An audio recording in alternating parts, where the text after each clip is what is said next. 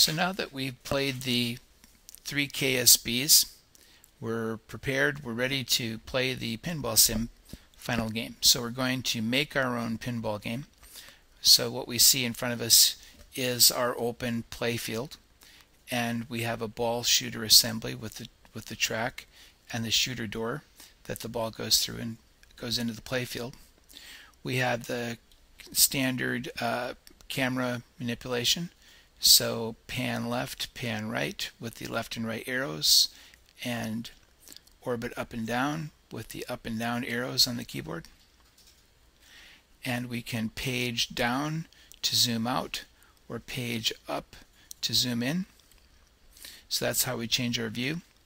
On the left we have a meter that shows the ball shooter, and it appears when a ball is loaded and ready to be shot with the plunger. So how this is operated is you hold down the space bar. When you first hit the space bar, then the plunger is going to drop down to 0, and the longer you hold it, then it will go from 0 to 100% of the ball shooter spring tension that you set in your settings page before you started the game. But before we're ready to play, we have to assemble our game. And what we are challenged to do is we're challenged to create the game that is going to be the most fun to play and have the least cost in terms of design resources. So we can see in our legend here that a flipper is 1 design resource point, a pop bumper up here which scores points, 1,000 points each time it's hit, is 1/2 of a resource cost point, and then everything else is our bumpers that are 1/4 point. So what we do is we drop these onto the table. We have some graphics changes that we can make, so I can hit F9, and that brings up my panel that allows me to change from my standard retro pinball layout to a layout that is kind of a vampire Twilight kind of a theme, and you can see that when these graphics change, then the covers of the pop bumpers changed as well. Or we could go with an anime theme, and again the pop bumpers change. But I'm going to go back to the retro theme and hit F9 and toggle that off. So now I'm ready to bring my resources into the playfield, and I can see in the upper right hand of my interface that so far my resources have cost 0. So I drag a flipper in, and I can see, well, that means that I have 1 resource cost point.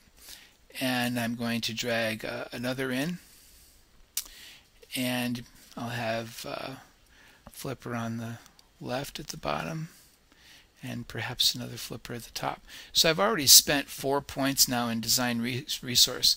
So the goal is to achieve the best design efficiency, which would be the quality of the game as rated by players that play it on a scale of 0 to 5, 5 being high, and your average quality divided by the design resource cost. So right now, if I were to have this be my only design resource cost and my average game rating was 4, then my efficiency would be 1. But of course I need more assets than this in order to build a game. So I'm going to bring in a rail here, and what I'm doing to move these is I'm just left clicking with the mouse and holding down and then dragging the object into the playfield. And then I can align my camera and get these objects right where I want them and adjust them around a little bit. Now there are some bumpers here that have special properties that can be rotated. These 8 rail bumpers right here. So for instance, I'm going to drag this rail bumper on, and I did that again just by using the left mouse button and holding down and dragging. Now I can rotate this left by holding down the A key and then also hitting clicking with the left mouse button, or I can hold down the D key and turn it to the right and hold down the left mouse button. So again, this rotation happens by there's 2 things required. First, hold down the A key, and that tells it it's going to turn left, and then click with the mouse, or hold down the D key and turn it to the right and click with the mouse and it will turn.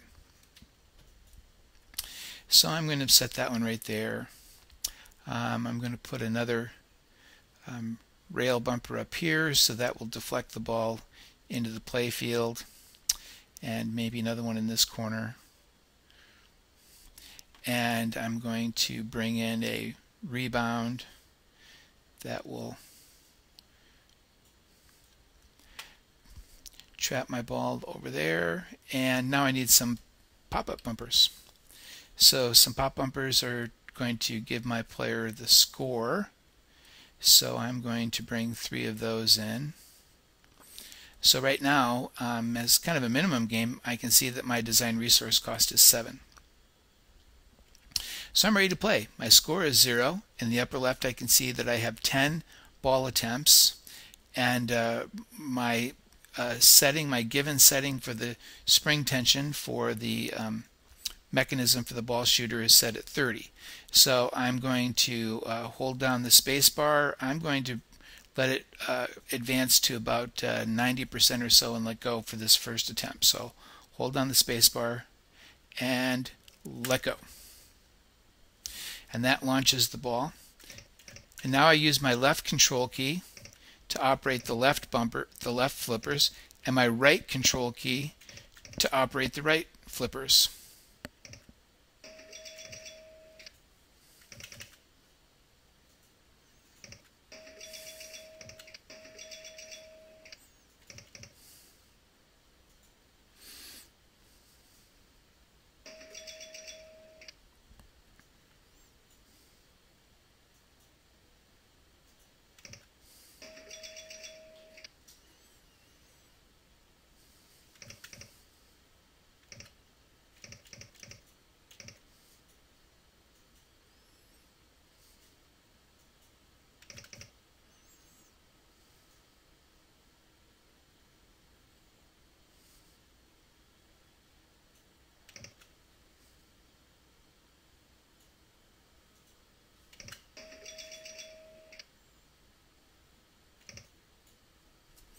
So I'm going to let this ball go down the chute and load up the next ball. So what I'll do now is I have 9 more attempts remaining. The ball's reloaded, so I'm ready to use my shooter assembly here again. Hold down the space bar to shoot and adjust that for whatever kind of velocity I'm trying to generate going up the ball shooter track. And after I'm done, then I'll be prompted that the PinballSIM game is over and I can save my game. And when I save it, I'll be saving it with my named login, and other players will be able to open the game up and play it with these objects in their current position. They won't be able to change anything. The only thing they'll be able to do is play the game and then give it a rating based upon how much they enjoy it.